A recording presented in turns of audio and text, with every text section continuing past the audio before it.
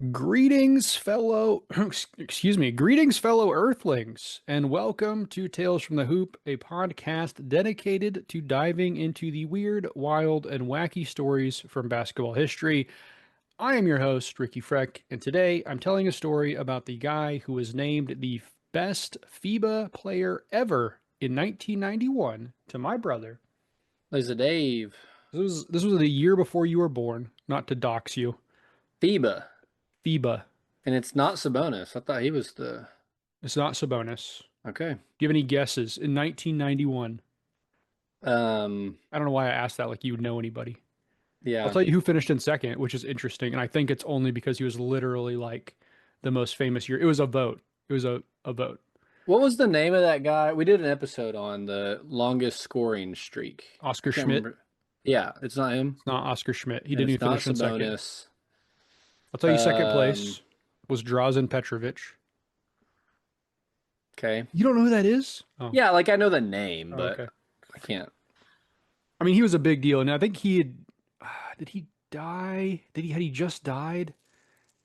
He died around then. He died in the early 90s in a car crash. Okay, so this guy played in Europe Yeah. and was in the 80s. No, before that. I can barely tell you who played in the Yeah, NBA in the you 80s. have no Yeah. idea who this is. Okay, yeah, I've never No. heard of this person.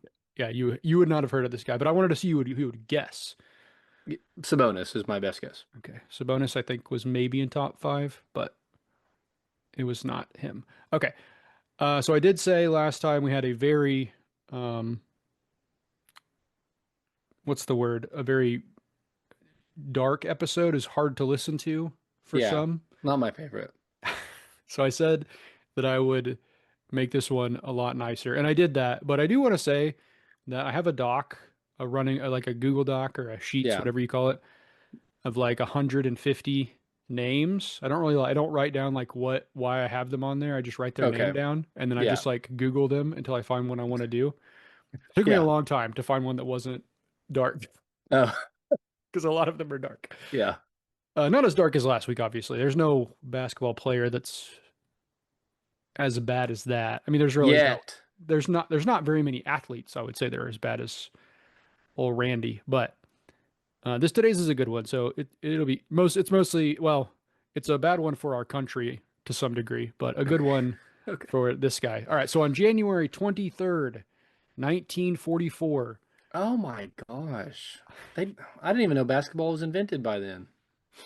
Well, I'm joking. Sergei Belov was born in Oh, the okay. Soviet Union. Mm. And now I wrote this here, so I'm going to read it exactly how I wrote it, but I also want to point out this tracks for the rest of the episode because I would try to pronounce the town he's from, but let's be honest, I would butcher it. Yeah, obviously. Because, and so a lot of the words in this, they're Russian or excuse me, from the Soviet Union. So I don't know how to say a lot of them and I apologize, but we're going to Yeah, try our best. you just said his name and I couldn't pronounce it. You know what I mean? Yeah. Okay, so Belov's mother was a survivor of the siege of Stalingrad. What do you know about the siege of Stalingrad? It was a part of the war Yeah. and it happened. Okay. So Well, there were people there. the good news is I'm not going to tell you about it because it doesn't matter. But she survived it with her brother. They fled the region and moved to wherever Sergei was born. His father, though, was an engineer and stayed back where they were from for the first 3 years of Sergei's life. Okay. Fortunately, he was able to join the family in 1947, and with him, he brought a gift for Sergei, a soccer ball that the youngster rarely parted with. Okay, cute, cute. So, soccer Love that. was Sergei's first love. He was relatively tall, so he played goalkeeper growing up, but he was also like super into the high jump. Like I don't know, Mm, he's big time in athletics in general, but like liked yeah, soccer, liked high jump. Then he hit 6'3", and he decided, you know what I should do is I should try out for basketball. yeah. He's headed in the right direction, Yeah. so might So as well. so he this in his autobiography, Belov would later say that he once was reading, I think it was a newspaper, and he read that Bill Russell used to jump 30 times in a row and touch the rim with both of his hands while training, which I guess is like early plyometrics. Yeah, great way to train, I think. I mean, I guess it just seems like so basic, right? I I guess mean, that's dude, true about the NBA back then, but like, you've seen the diet that they used to have, and like yeah, even in the true. 80s and 90s, this is 30 years post Bill Russell, and they still did not Yeah. have like the facilities that people have today. Do you know who Marisa Lucas is? He played basketball. Correct. He did play basketball. So he was on the Portland Trailblazers team that won a title in 1978, Was he 77. on TV and or like coaching for a while? Maurice Lucas, Yeah. maybe, but he's like best I known for know the like, name. yeah, he was like with Bill Walton. Like him and Bill Walton were a pair. Okay. Okay. So the reason I bring him up is you're talking about diet. That guy, he was a vegetarian. He's like a six Mm. foot ten, loved to just punch people in the face, vegetarian. It's very funny to me. Love it. And also that like think about being a vegetarian in the 70s and also trying to play basketball. Mm. You know what I mean? Yeah. There's another guy, I can't remember his name off the top of my head. I did something about him relatively recently, but he converted to I think Islam is might be what's Ramadan? I'm showing off my ignorance here.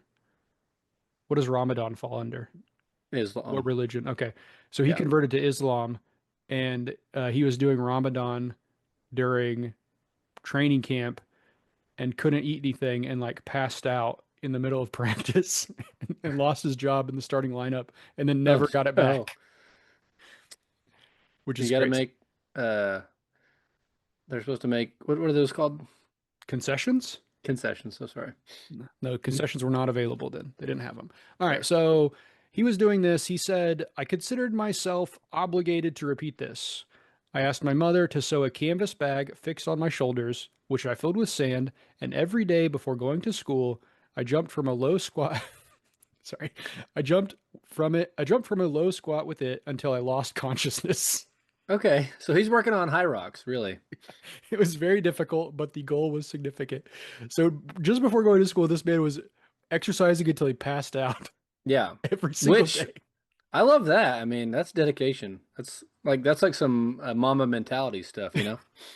Exactly. I mean, have you heard that Kobe would do that? Yeah, That his he would like run blackout wind sprints runs, until he blacked out? and that's like before practice. Yeah. He's like, Yeah, now we got to practice. That's crazy. I can't imagine. I think I work out a lot, and these guys are another level. yeah. I That's don't have the dedication to the game. That's for sure. so when he was 20, Belov made his professional debut with Romash Sverdlovsk. Okay.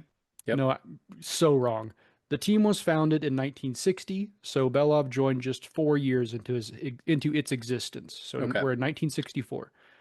The team was something of an incubator for talent on the Soviet Union's national team, but it actually didn't win any titles in the league until the 2010s.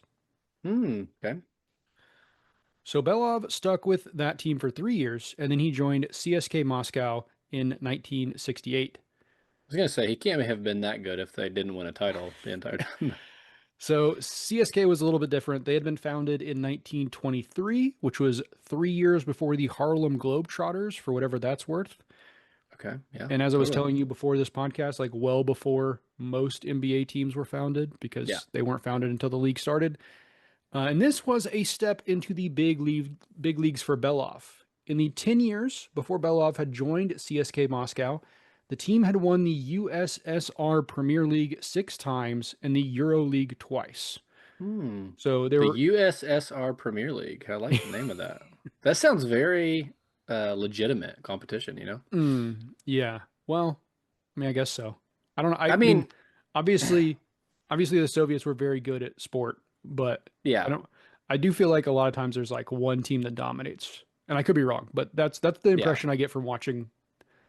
I don't watch them play soccer, but from like looking at their soccer stats for when they play in the Champions League. Yeah, I guess what I'm obviously like the USSR didn't hindsight, knowing what we know, it's not great. Yeah. But like, WWE is the most well-known sports or wrestling brand probably. Uh-huh. but one of their competitors is the IWGP. I've always thought if I was a champion, I'd want to be like, I'm the IWGP heavyweight champ. Like that's way cooler than Yeah. WWE. USSR. That just sounds there's some punch to it. I want to be I want to be a Lucha Underground champion. It's coming back, baby. I heard they're coming back. Come on. What Cool. do you mean cool? It's the greatest wrestling Uh, show that's ever lived. yeah, but it's still wrestling. You know what I mean? That's fair. That's a good point. Okay. So just because the team was very good, remember they were 6 of 10 years of the past decade before he got there, they Okay. won the Russian title. Well, Yeah, excuse me, I'm going to say Russian a lot. Well, you know what I mean. Uh, that's fair. don't take that to mean. So did I just say that? Yeah. So he was really good. Is what I'm trying to say. So just Yeah. because they were good didn't also mean he was good. The 6'3" guard was called quote the Jerry West of Russia by Oh many my athletes. gosh, I love that. What a cute little nickname. I feel like you're infantilizing him some, and I I'm don't sorry. I don't appreciate it. 6'3", badass nickname.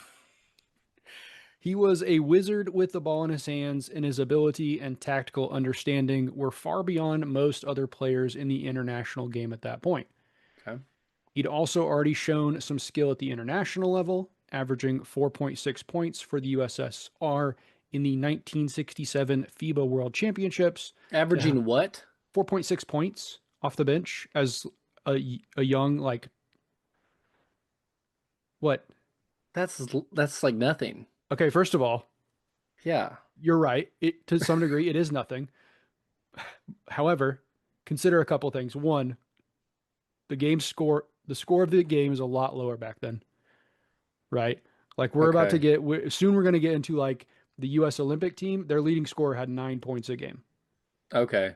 That right? that is helpful context. Yes. So now I'm not again, but I also keep in mind that he is playing with like grown men and he is like 22 at this point. Yeah, in his okay. So he's Early like coming off the 20s. bench. He's not I'm not saying he's like the best player ever. And also like the Yeah. Soviets are very structured, right? Like they, until you fall off, you're going to be our guy It's like kind of when thing, right? Luca was 14 and putting up like numbers in the Euro League. I get it. Yeah. So they won the title, the FIBA World Championships that year. That said, so he's averaging 4.6 points, but when he joined CSK Moscow, Belov really started to flourish. So he played with the team for 12 years, and they won 11 USSR Premier League championships, two USSR Cups, two EuroLeague championships. He was named to the FIBA European selection team 4 times, won the FIBA Eurobasket MVP in 1969, and picked up the FIBA World Cup MVP in 1970. Golly. Now you might be wondering, I just told you all that. I just summarized 12 years. Where's the story going to go? Well, let's find out. Belov was the engine that made the Army men tick, which is an interesting name. Keep that in mind that that's the nickname Okay. for Yep. CSK Moscow. It becomes important later. He could seemingly score at will, but was also adept at keeping his teammates involved. His legendary stamina and jumping developed, I assume, from making himself pass out as a youth. I was gonna say the repetitive jumping had to be. That helped him play above the rim despite his relatively short stature, and Belov enforced his will on opposing teams with his all around game. However, his best attribute might have been the ice cold blood that ran through his veins. Okay. Belov never faltered late in games, quickly becoming known as the guy CSK Moscow wanted with the ball in his hands with the game on the line. That made him not just a clutch shooter, but also a team leader who instilled confidence in his teammates and abject terror in his opponents. Yeah. So my question is, you're 6'3", I'm 6'2". with shoes. Yeah, I am 6'2" with shoes, S- correct. So what were you lacking? Was it the jumping till you pass out, or was I it the definitely I definitely was not doing that. ice I, cold killer? I think it was like natural athleticism.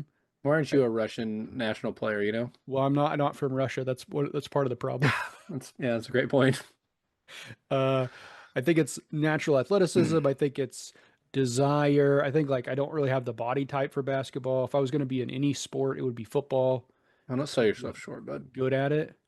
You can do I'm whatever you set your mind to. I'm very wide and like thick. I bet you could still make the Russian team.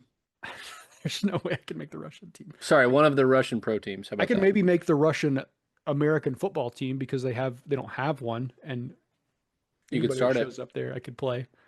You could start it Yeah, who knows? All once right, once so the war's over. yeah, never mind. I was about to. You don't watch UFC, do you? No. No. A Russian guy Sorry. fought in UFC last night and gave this very long speech, and I couldn't understand any of it, and also everyone was booing him because he's from Russia, Mm, and I think he was talking about like Russian Liberation Day. It was very weird. It was very, very mm. strange. Good, good, good. Anyways, so the domestic and European accomplishments are impressive, but where Belov truly made his legend was at the international level. Mm. So he played for the Soviets in the 1960 Olympics in Mexico, averaging about 8 points a game as the Reds went undefeated through the group stage. They led the events in points per game. I think they actually were scoring like almost 100 points a game. Like they were blitzing through people. This But then this they guy's like the 1960s Kevin Durant. sort of but ran into a stout Yugoslavian team in the semis, losing by one. So the Soviets had to go to the bronze medal game where they spanked Brazil, while the mighty United States, featuring future stars like Spencer Haywood and JoJo White, used a 22-3 run to start the second half to put Yugoslavia away after the two teams fought to a near stalemate in the first half. I Why are think you we've laughing? discussed this before, but there's a Spencer Hayward, right?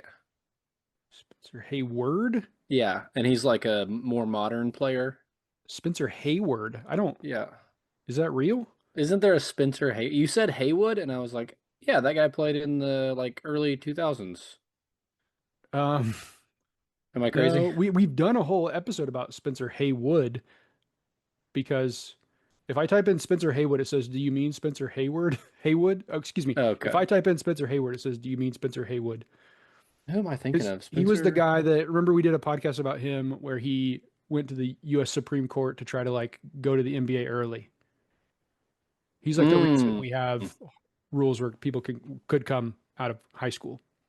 Yeah. Okay. So playing Spencer. I'm gonna find another Spencer. okay. Where was I? Oh, because so making it that bronze, obviously, like it's a great accomplishment to win a bronze medal, but the USSR was pretty disappointed. And the reason for that is because they had previously won the silver medal, so gone up against the US in the final game in 52, 56, 60, and 64. So most thought that a rematch with the US was nearly guaranteed. That said, Belov had proved he could play against the best in the world, and now it was time to prove that he could dominate. Yep. So at the 1972 Olympics, Sergei was joined by another Belov, Alexander. Now, the two are not related, or at least Okay. not closely related. They might maybe like very distant, but not enough where they're like linked on Wikipedia under Yeah. personal life or anything like Yeah. that. But they were the leaders of the Soviets at that Olympics, with Alexander pouring in 14.4 per game and Sergei averaging 14 a night. Dang. They again ran through the groups without a loss, finishing with a plus 160 point differential. Oh, total. Sorry. I was Yeah, thinking like over per seven game. games. Yeah, I was Yeah. freaking out. Yeah. Second only to the Americans, who posted a plus 230. In the semis, they went up against Cuba, winning a relatively close contest, 67 to 61, and the US dropped Italy 68 to 38 in their semifinal matchup, setting up the game everyone wanted to see. Yeah. Let's do it. Miracle on hardwood. Except this way it'd be the other way around because the Right. miracle on yeah. Now, to set this up, America had not lost an Olympic game. Now, I don't mean, well, I'm not saying like games as in not won the gold. I mean a literal basketball game since Ever in the Olympics? since 1963. Okay. So yeah, literal reverse miracle on hardwood. They won 63 straight games and 7 gold medals.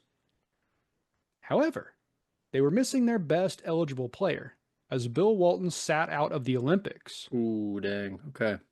So there are several reasons why he might have done this. For one, he had like a really bad experience at an earlier international event and like hated it. Okay. Also, he was like kind of protesting the Vietnam War, so he didn't Yep. want to like play for the country, stuff like that. But no matter what happened, he was sitting out. Okay. Now, of course, we do have to note it's very important that at the time professional players were not allowed to play. Yeah. So the U.S. was forced to use its collegiate stars. They still had a relatively solid roster, guys like Tom Henderson, Mike Bantam, Doug Collins, and Bobby Jones, but the country technically wasn't sending its best. Yeah. Now, of course, you might be wondering, you might be Good sitting there caveat, but still. saying, wait a minute, Ricky, you've been telling me this whole time Sergei Belov was a professional player with CSK Moscow. He Hmm. was in the throes of winning several tournaments, or not tournaments, It league was just the US titles. though, right? Like that. No one was allowed to use pro players. Oh. Uh-oh. So you might be like, hey, he's a pro. Alexander Yep. Belov also they play together at CSK Moscow. Right. In fact, most of the guys on this national team play for CSK Moscow or some other Okay. professional team. Well, my friends, the Soviets and other Eastern Bloc countries found a fun little loophole around that Uh-oh. rule. See, they just classified all their top players as soldiers or workers. State sponsored. Yeah. They weren't Army entertainment. they might have been athletes, but by a very loose technicality that wasn't actually their job. That's so So they brutal. were technically still amateurs. That's so brutal. Man, So the Olympic Committee and Russia just never getting along. Always trying to find that the leg up. yeah. I respect it. So that meant the youngest American team in the history of the Olympics was going up against a team of Soviets that had essentially been playing together for 7 years. The Army man. Yeah. Yeah. Johnny Bach, an assistant coach for the U.S., later said their team, it was reported, played almost 400 games together. 400 games. We had That's played crazy. 12 exhibition games in the Yeah. trials. That's crazy. Good for them. So, and it gets even wilder. In the first half, the Soviets pounced, with Sergei doing a lot of the damage. By halftime, they had built a 26-21 lead. Okay.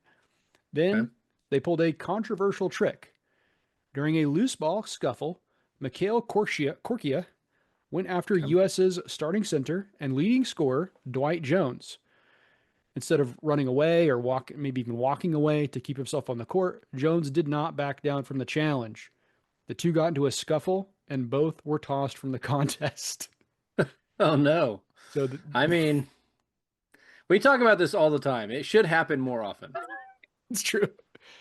The If big you're man, really losing and you're going to go home soon, there's no reason to not start throwing punches and try to get punched. I didn't put it in here, but I think Dwight Jones he was averaging 9 a game and Corsia was like 3. So like it's obviously like a big switch.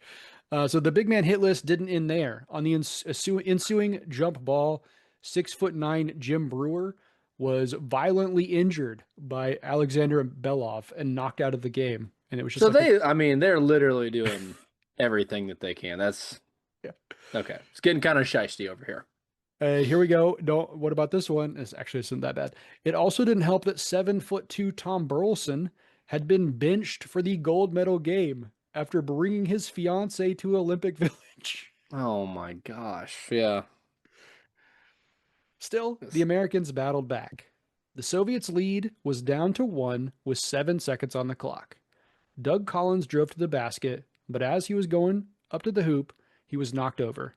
The ref's whistle announced that Collins would take 2 free throws. The Americans were down by 1. There were 3 seconds left on the clock. He calmly strode to the line and sank the first. As Collins started his shooting motion, so he's like starting to go, Okay. Oh my God. on his second free throw, the horn from the scorer's table sounded. And that is when the real pandemonium began. Yeah, that's nuts. Lead ref Was it the coach? Was it the Russian coach? just Like like ran over pounding on the there. table, Yeah. hitting the. No, not it's not quite that bad, but it's pretty close. Lead ref Renato Rigiato turned away from the shot, but importantly, did not stop play. So Wow. Collins finished his shot and put the U.S. up 50-49. Okay.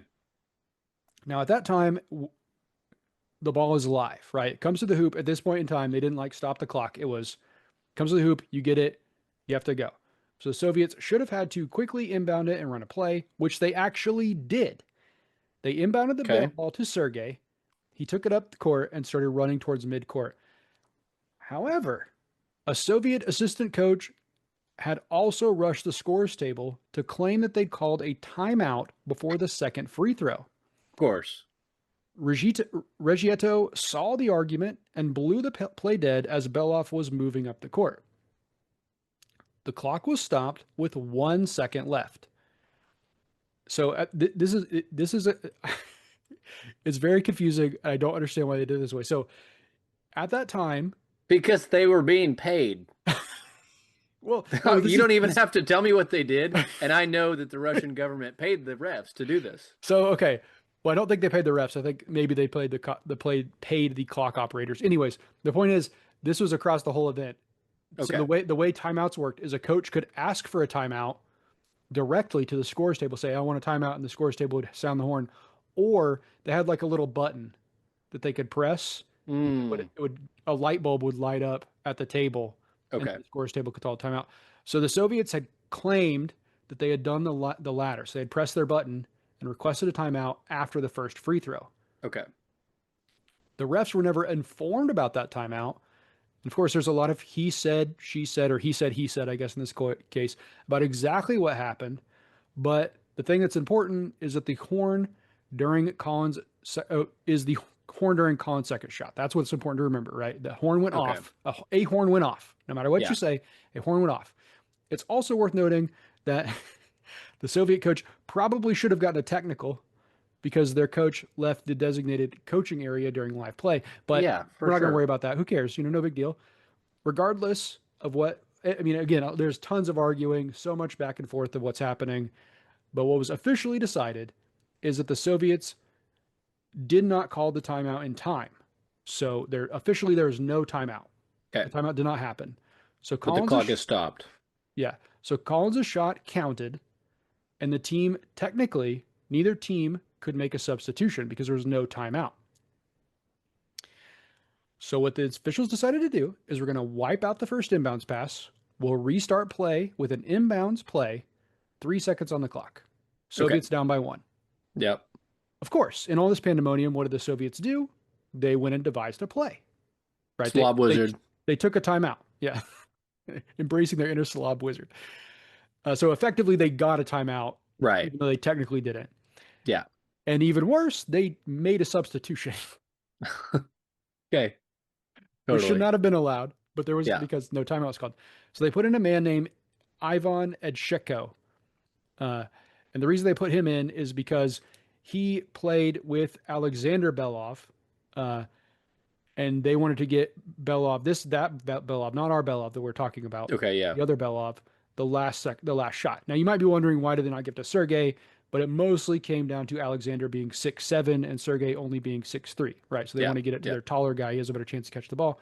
Plus, as mentioned, these guys all played together in the There's some professional leagues. chemistry. Yeah. Edsheko and Belov had literally run this exact same play for CSK Moscow to win the Soviet championship the year before. Yikes. Okay. So, all right, Edsheko is inbounding. The Americans put 6'11" Tom McMillan on him on the inbounds pass. Come on, Tom. He is aggressively inbounding, or he's aggressively defending the inbounds play, so much so that Edsheko could not make the pass down the court to Belov. Okay, great. Instead, For country. he has to throw a short pass to Modessa Palaskis, who then started to throw the ball to Alexander Belov, but the horn sounded while the ball was still in his hands, seemingly ending the game. Americans win by 1. Fans fled the court. Sorry, someone was yelling in my background. Hopefully you didn't hear that. Fans fled the court. Americans start to celebrate. Everyone's going crazy. There can't be more. The buzzer has sounded. Then the loudspeaker announced that there were another 3 seconds on the clock. A timeout. What I failed to mention is that when the Soviets started the second inbounds play, the scoring table had accidentally put 50 seconds on the clock instead of 3. Oh my gosh. Okay. It was ruled that they had to have another chance due to the clock error. No, they don't. We saw it. That's so crazy. I love it. The U.S. almost walked out then and there. However, head coach Hank Iba, who is I believe he coached at Oklahoma State. In addition to this, thought that if they left, if they just walked out, it might lead to a Soviet appeal, and then they would end up getting a forfeit. He said, "quote I don't want to lose this game later tonight, sitting on my butt." So Okay. they line it up again. McMillan again guarded at Checo's inbounds. However, and I'm going to really butcher this. I apologize to this guy, although maybe I don't because he kind of screwed things up. Official Artinik Arabadjian Okay. gestured that McMillan needed to back up. He went like this, right? Oh my gosh. And so again, it's kind of a Aradabajan, I don't know how the referee said, Yeah. "Oh, I didn't mean to like back up. It was just like, all right, we're getting in play. I wasn't like, oh, you got to back up." McMillan was afraid he was going to get called for a technical for being too close to the line. Yeah. And, then he doesn't want to give, like, then Sergei Belov's going to step to the line and take two free throws and Yeah. probably sink him. He's already here. He has, I mean, it's 50 to 49. Sergei Belov has 20 points already. Yeah. He scored almost a half of the USSR's points, which is kind of wild. They didn't go to him for the last shot, but that's beside the point. So McMillan backs up several feet. So basically, he gives Etcheko like a clear view of the whole this time. He throws the ball, lasers it down to Alexander Belov. Belov jumps up. There's two Americans up with him. He catches it. They all three come down. One of the Americans falls off into the crowd. The other one trips, falls down. He's wide open, right under the goal. Uncontested layup to win the game, 51 to 50. Soviets. Reverse miracle on hardwood. There were, of That's course, crazy. plenty of arguments from the Americans, but the Soviets were ultimately named the victors. As I said before, Sergei Belov was the leading scorer with 20 points, but it was the other Belov and what would become in Soviet Russia the Golden Pass that got all the headlines. Hmm. Well, that and all the controversy. So, there was a massive protest from the US after the event, but the FIBA jury ultimately awarded the gold to the Soviets. Now, here's another thing that's fun Wow. to talk about. I just feel sorry for everyone that had to watch a 51 to 50 basketball game. It seems That's like it was pretty brutal. exciting here at the end. Ugh. Okay. So here, it's very fun to talk about this jury too. It's not going to be as long as the game, but so it's a five-person jury, Okay. five people from different countries. Okay. Uh, so you have to get three votes to win. Three of the Okay. five Yeah. voters on the jury were from Soviet allied nations. Come on. Oh my gosh. Okay. The two that were officially backing, we know it was not a unanimous decision. Okay. That we know for a fact. We know for seemingly a fact that the two nations that are allied with the Americans both said they voted to give it to America. We know that the head of it, who I believe is from Hungary, he would refuse to say the name or who voted for who, but he voted for the Soviets. Mm. So the assumption is that it was just it was a big political thing, and they just gave it to the Soviets. There was also a whole thing where they really for this was in Munich, it was in Germany, West Germany, and there was like a whole political thing in Russia that they wanted to win 50 gold medals, and they had 49 before this happened. Yeah. So this would have been their 50th. Uh, Anyways, so the Soviets win, and the Americans who were on that team have never accepted the silver medals from the event. Oh wow. So, It's kind of one of those things where like you won, but at what cost? Like do you really feel good about that? we'll talk I about that actually. We will talk seems about like that. they do, but like We will the talk about that. I don't even know if it's the stuff in game as much as the army men, quote unquote That part's wild. non-professional Yeah, players. that Like, part's pretty wild. So Ed Ratliff, he was on that team. He said in 1992 that he would accept the medal, but this is really funny, but only because his wife wanted it to show to their kids. And cute. true to his word, when the two got divorced, he went back to saying he would never accept it. I tell you, send it back. Kenny Davis went so far as to put it in his will that his wife, children, or descendants are not allowed to accept the silver medal after his death.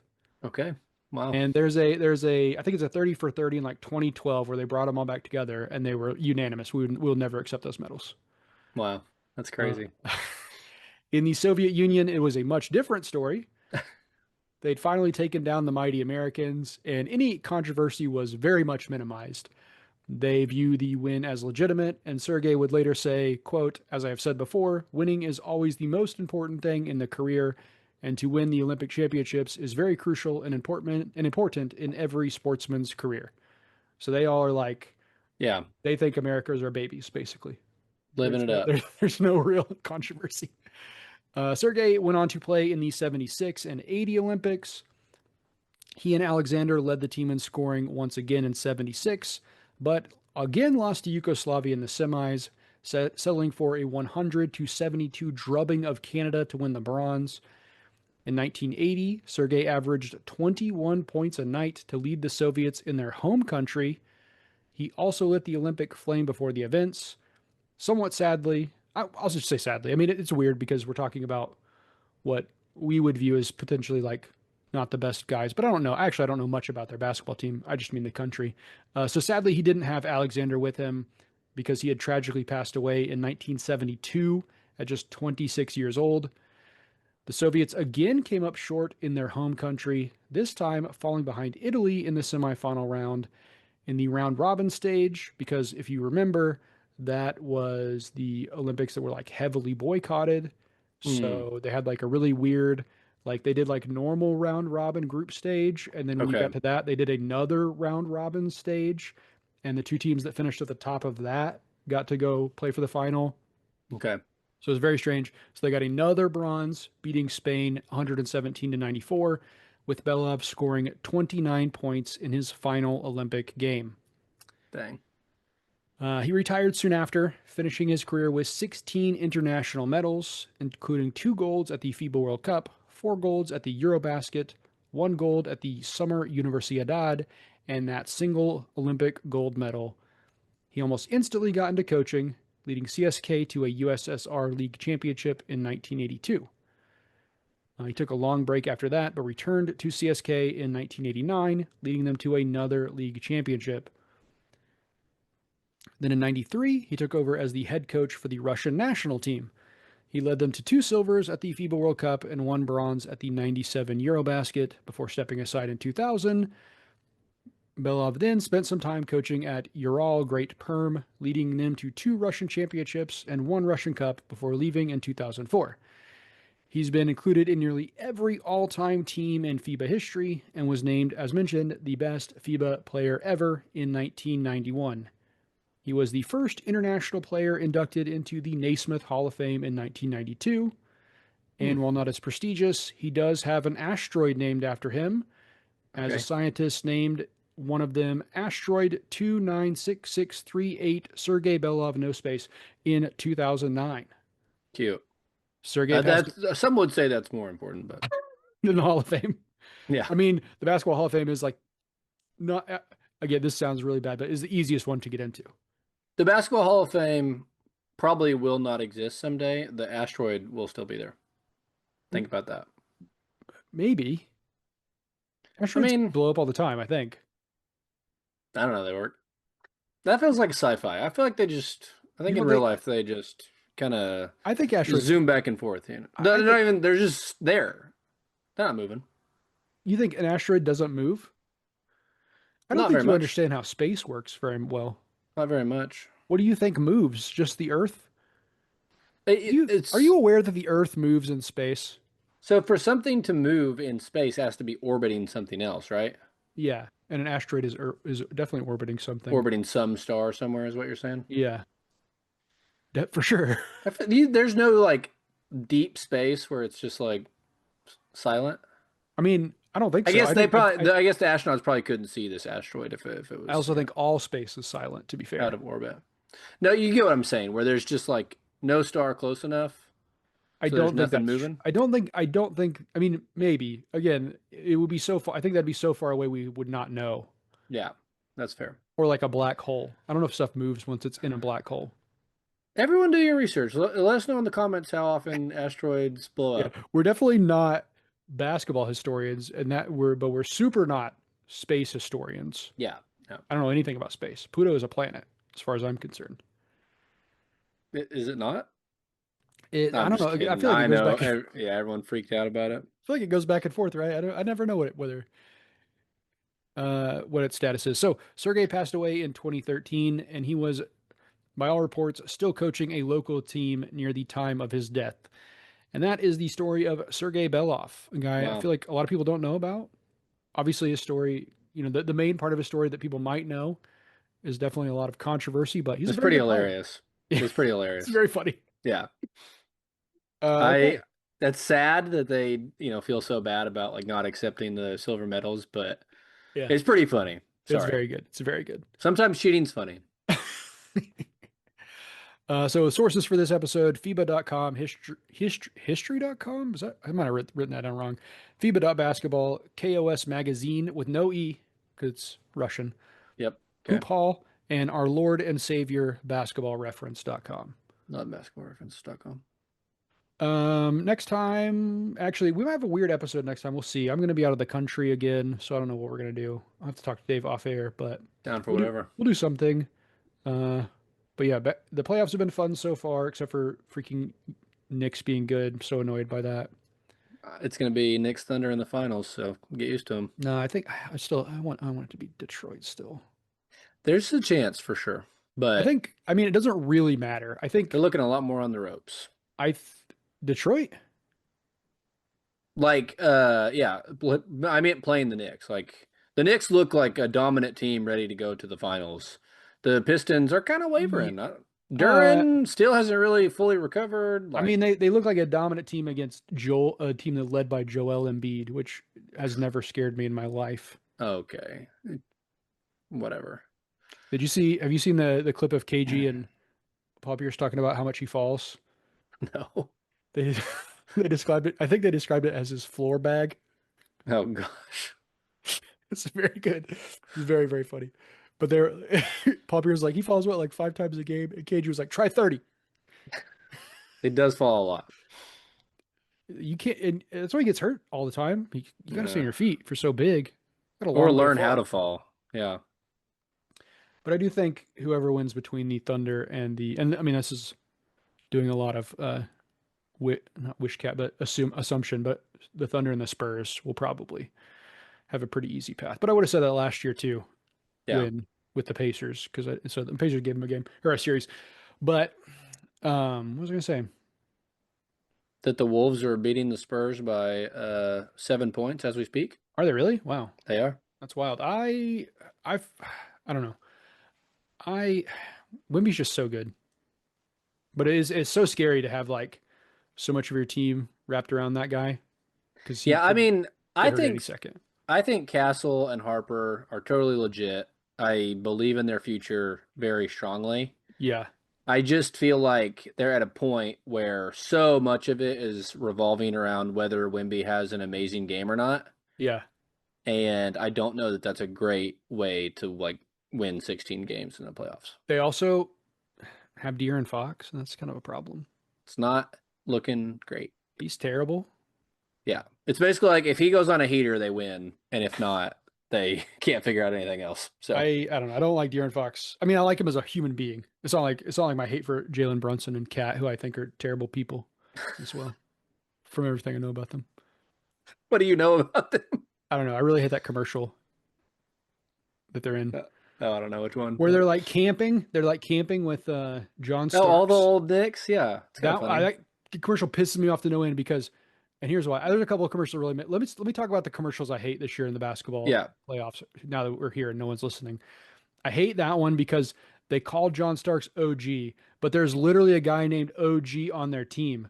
So yeah. they're like, "Hey, we're here with OG," and I'm like, "Oh, OG Anunoby's going to show up?" No, it's John Starks, who no one's ever called OG in his life. That's the joke, though, that there is a guy named OT, right? Is that really what they're going for? I thought so. Oh, it just made me mad. Oh, okay. But Sorry. maybe I'm wrong. I also this one you can't talk yourself out of. Okay. I hate the Luis Guzman and Blake Griffin commercial. And Um, the reason I hate that commercial is because I hate when people do something in media where it's like this person is famous and they exist as they are in real life. Like Blake Griffin is a person in this universe, but yeah. Luis Guzman is just a bartender. Oh, yeah. It Um, makes me so mad. They I do that don't in Mortal know. Kombat too. I hated it. It makes me so mad in Mortal Kombat. They're like name dropping like movies. I'm like, no, you were Carl Urban. You were in the Hmm. Lord of the Rings. Why are you name dropping like John Wick and Keanu Reeves?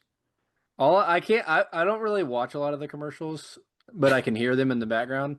And the way Uh-huh. that Blake Griffin says, "Brother," it's like I don't know what I have no idea what the line is, but he says like at the very end he just goes, "Brother." And I'm like, why is he a rope? Why does he turn into a robot I right when don't he know. starts to say that word? I don't know, but I do like Blake Griffin, even though he's an OU guy. He's He's funny. the Prime show is great. The halftime show Yeah. I mean, with anything. him and Dirk and Steve Nash That show, and I will say that Haslam. show, it doesn't, this is such a stupid thing to care about, but I don't like it on Inside the NBA either. It makes me mad. Uh, but in my opinion, the host should be on the far left. Hmm. And so when they put like Ernie in the middle of the people, or they put I don't know the lady's name, the lady in between them. You mean the way that they've done it for like 30 years? But in football, they always do it the opposite way. The host is Oh, always on the end. So to okay. me, the host belongs on the end because I've watched way more football Yeah, shows, like pregame shows or whatever, than basketball. Because freaking game day lasts like 24 hours. that's true. So I'm just used to like the host being here, and it bothers me so much that like Ernie, Shaq is sitting in the host spot, and Ernie's like just in the middle. I don't think I you're don't know. gonna win. I don't think you're gonna win I'm that not one. gonna win it, but I'm gonna be mad about it. Hmm. All right. Anything else you want to talk about modern day basketball before we get out of here? It's looking great. I'm having a lot of fun. I know that the NBA season sucks and everyone hates it. Um, but I think we just have to get through it to get to the playoffs. It's the best. Oh, I thought you meant you just meant like everyone hates the NBA. No, just the season is like too long and there's too many injuries and everyone Yeah, tanking. yeah, But then it's just like, well, this is what we get after it, so who cares? it's true. I do love the conspiracy theories right now. That the Thunder. I mean, I know they're always the Thunder conspiracy theories are always out there right now because they're good. Uh-huh. But every time I see it, they're like the refs are in the bag for the Thunder. I'm like they're Yeah. playing. They're and I make this explicit, a podcast explicit, so I'm allowed to say this. They're playing the fucking Los Angeles Lakers. Yeah. If there's any team the NBA wants to rig it for, it is them. Like, go look at any time the Lakers have been in the finals. The ratings are through the roof. Oklahoma City does nothing. Well, I'm extremely biased, and I'll freely admit that. I try to like stay off of comment boards because I know, if I said something, people would get so angry about it. But it's bad when Jaylen Brown is on his stream, like they fixed it. You're the Boston Celtics. They didn't fix it against you. They want you so badly to be in the finals, It's so wild. and it's just like people get angry that you're good, and so they, Yeah. forget how to think critically about it. And again, I'm biased, so say whatever you want Well, about I'm not my biased because defense of it, in but my ranking order right now of rooting interest, the Thunder are probably like fifth of the teams that yeah. are, But and the okay, Lakers are so number one. The as Lakers a are number third one. party, who does the NBA want in the finals? Absolutely, they want the Lakers and the Are the Thunder Celtics not every near the year. bottom of the list? I would say the Thunder are like a step above the Wizards. Sorry, I may have the teams that are still Oh, left, but yeah, definitely above the Wizards. I don't know. I mean, Washington's might have more people. They might care. Who knows? Hey, might be they just got the number one pick today. They might be good next How year. many times I had the number one pick and have done nothing? John Wall is the last time they had it. Is it really? Yes. Oh, And it well, was they. great. They made a great move there. And they were good they had like 4 or 5 playoff seasons after that. I'm sorry. Playoff seasons to me is not like the barometer for being good. I don't. I think aren't the Well, Wizards after the. Gilbert Arenas, your favorite player ever, screwed them over, I think So it's a pretty good way to bounce back. let's be clear. Gilbert Arenas is never my favorite player. Also, I think they're like. I believe they are the team that has the longest stretch without a 50-win season. Like I don't think they've ever won 50 games since like Oh, the they have. 80s. Look it I don't up. I I'm don't know. pretty sure they're like the worst team. I mean, worse than like the Clippers, of course, I was gonna have say I been. believe you, but it's got to be the Clippers. It's always the Clippers. The Clippers are historically bad, but they probably won 50 games when they That's had true. Chris Paul Lob and City, yeah. yeah, which a great Tyga song if you need a recommendation. Okay. Uh let's get out of here and go watch this basketball game. We'll be back at some point with the next episode. It'll be a weird one.